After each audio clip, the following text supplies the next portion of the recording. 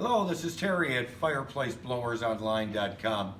We want to shoot a quick video referencing the 600-1 blowers and which way you need to order them should you need a replacement blower.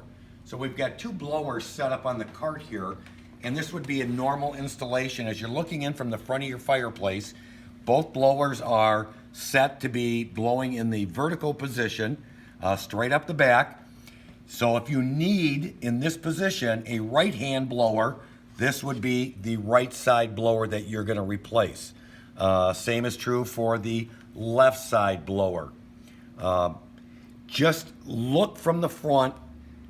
When you need a right side blower, this is the blower you're going to be getting. If you order the right side, that's the one you're going to be getting. On the left side is this unit.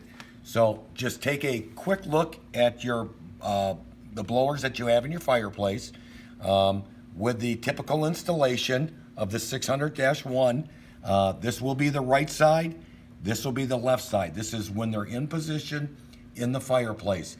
If you have any questions concerning replacement blowers for the 600-1, give us a call, 262-989-4882 or 4883. Thank you.